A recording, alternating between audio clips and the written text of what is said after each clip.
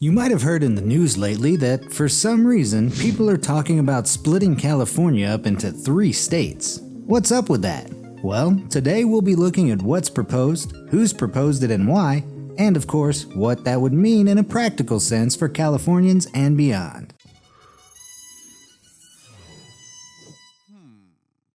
So where did this idea come from? Well, it's actually a pretty old idea. There have been at least 220 previous attempts to break up California or even have it secede from the Union entirely and become its own nation.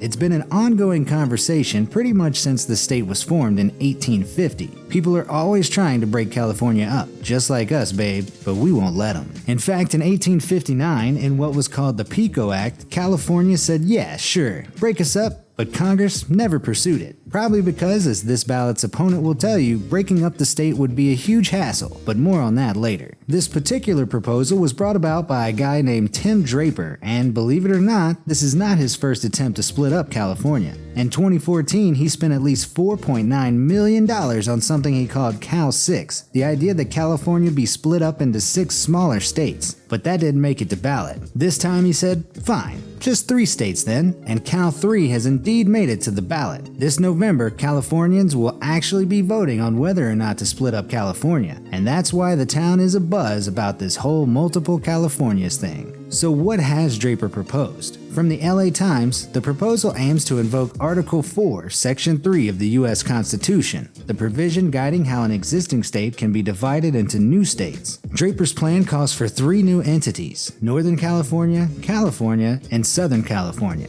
which would roughly divide the population of the existing state into thirds. The new California would center around Los Angeles, while Northern California would take Silicon Valley and the Redwoods, and Southern California would take, the Republicans, presumably? And San Diego. Woo! San Diego! Did you know the whole city of San Diego celebrates Taco Tuesday every Tuesday? Or so I hear. Moving on.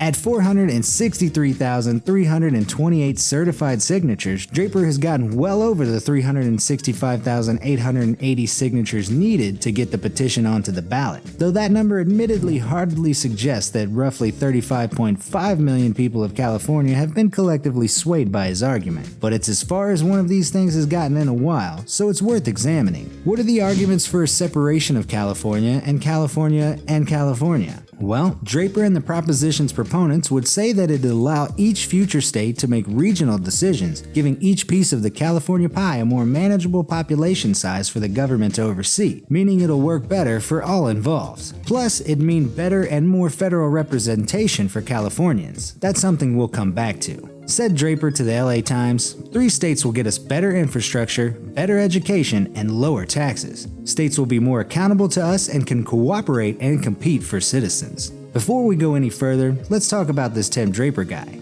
Who is this man who's just so into seeing California split up? Well, Draper is a Silicon Valley venture capitalist, and he is definitely not to be confused with the much more dapper Don Draper, who I hear felt vehemently that California should be combined with Nevada into one massive, terrifying state named Nevaforniata. Tim Draper is third in a familial line of venture capitalists, meaning he has money, his father had money, and his grandfather also had money, which could be significant here since his section of California, wealthy Northern California, would have the most to gain from all of this. See, a lot of the arguments for the big split center around how tax dollars are spent and seem rooted in the resentment other parts of the state feel for the part they play in supporting Los Angeles, providing water and funds for the poor populations, and traffic and noise, and all those Hollywood types, or something like that.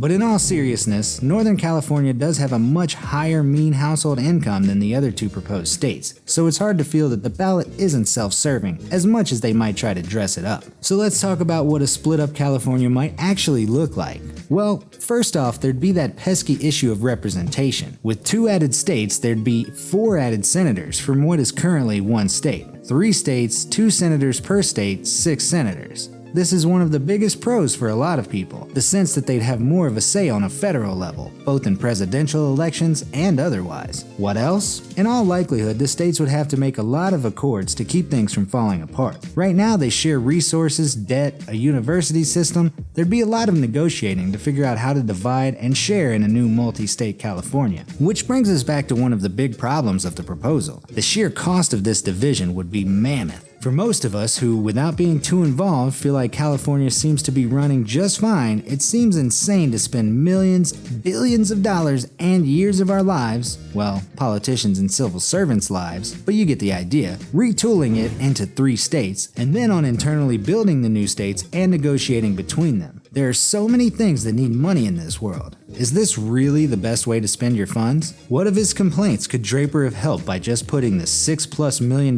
he's spent on all this so far into helping people? But Draper and his compatriots insist that it's this or revolution. Hard to imagine Silicon and Napa Valley rioting, but I'm sure they'd do it with a lot of class. In terms of historical context, is this unprecedented? Not at all, though it's been a while.